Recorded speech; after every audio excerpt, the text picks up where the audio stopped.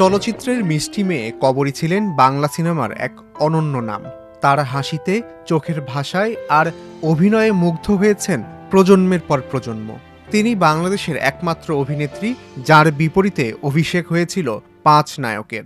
তারা হলেন উজ্জ্বল, ফারুক, আলমগীর, সোহেল রানা ও জাফর ইকবাল।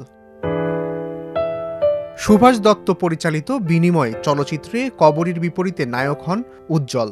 1970 সালে মুক্তি পাওয়া সিনেমাটি সুপারহিট হয়। এটি ছাড়াও এই জুটি আরও কয়েকটি ছবিতে অভিনয় করেন। কবরী সম্পর্কে উজ্জ্বল বলেন, কবরী যখন সুপারহিট নায়িকা তখন তার বিপরীতে নতুন নায়ক হিসেবে সুভাষ দত্তের পরিচালনায় জীবনের প্রথম চলচ্চিত্রে কাজ শুরু করি।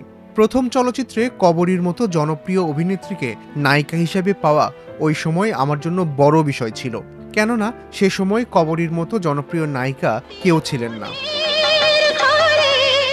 বাংলা সিনেমার চিরসবুজ নায়ক জাফর ইকবাল প্রথম ছবিতেই নায়িকা হিসেবে পান কবরীকে। আপন পর নামের সিনেমাটি পরিচালনা করেছিলেন বশির হোসেন। সিনেমাটি মুক্তি পেয়েছিল 1970 সালে। নায়ক ফারুকের অভিনয় জীবন শুরু হয় 1971 সালে জল ছবি সিনেমার মাধ্যমে। এতে তার নায়িকা ছিলেন কবরী। প্রথম সিনেমার নায়িকা সম্পর্কে তিনি বলেছিলেন, সিনেমায় নাম লেখাচ্ছি শুনে সমালোচনা বেড়ে গিয়েছিল। আমার পথ চলা থামানোর জন্য অনেকে কবরীর সঙ্গে দেখা করেন, কিন্তু কবরী সেসবে পাত্তা দেননি। এরপর সারেং বউ ও সুজন সখীর মতো জনপ্রিয় সিনেমা উপহার দিয়েছেন কবরী ও ফারুক। কিংবদন্তি এই দুই অভিনয় শিল্পী এখন না ফেরার দেশের বাসিন্দা।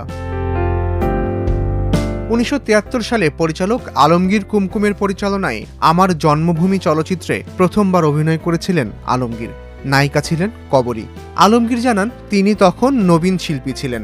জ্যেষ্ঠ শিল্পী হিসেবে প্রথম ছবির শুটিংয়ে সবসময় খোঁজ খবর রাখতেন কবরী।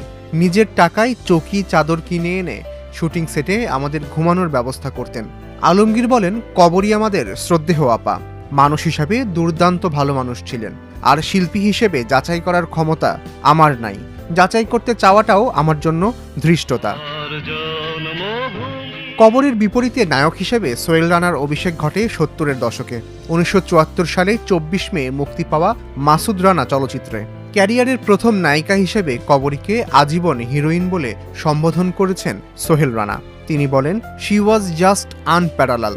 ওই মিষ্টি মুখ বা ওই মিষ্টি হাসি বা ওই মিষ্টি অভিনয় বাংলাদেশের চলচ্চিত্রে আসেনি এক কবরী ছাড়া। আগামী 50 বছরে আসবে বলেও আমার ধারণা নেই। আমি বিশ্বাস করি 100 বছরে কবরী একটাই জন্মায়। 1964 সালে মাত্র 14 বছর বয়সে প্রথমবার ক্যামেরার সামনে দাঁড়ান কবরী। অভিনেত্রী হিসেবে তিনি ছিলেন দৃঢ়, প্রেরণাদায়ী। তার নাম উচ্চারিত হলেই যেন ভেসে ওঠে বাংলা চলচ্চিত্রের এক সোনালী সময়।